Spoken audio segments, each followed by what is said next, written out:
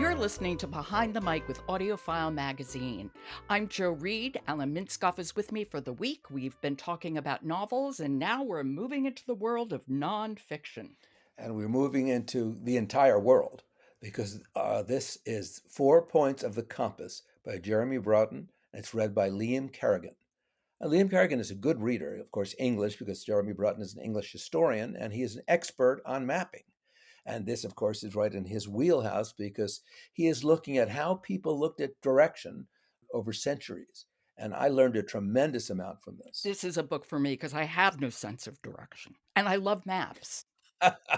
I know up and down, that's it, and that's only because of gravity. I'm really awful. So what does Jeremy Brotton have to say? Well, he starts and ends, and I'm going to give you the bookends of the audiobook. He begins with the blue marble as seen as the famous photo taken from space, and he said that NASA actually had to turn that upside down because the photo actually had Antarctica on top.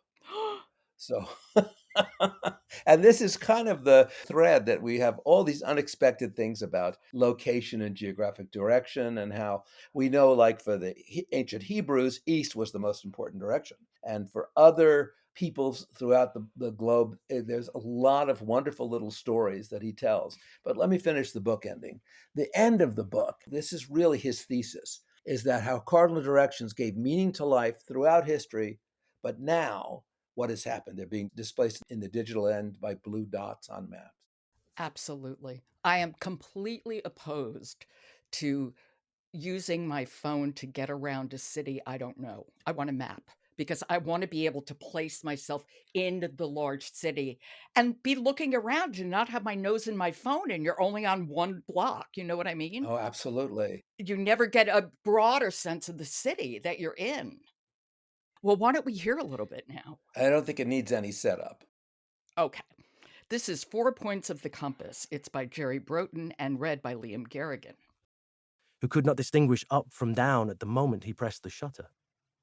Concerned that the photo might disorient viewers' expectations of what the world looked like, NASA inverted the image to align it with most people's assumptions that the North Pole should be at the top and the South Pole at the bottom.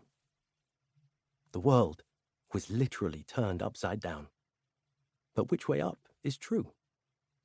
The story of the world's most reproduced image of itself shows that there is no universal frame of reference from which to determine absolute direction, even in outer space.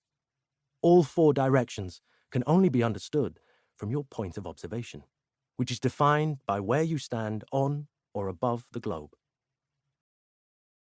Semi-arbitrary. Yes, yes, yes. And I do like the narrator seems excited about what Oh, he's he's telling having us. fun. He's having It's fun. fabulous. Oh god, he sounds so excited by it. Like, I can't wait to tell you this. Oh, he's very good.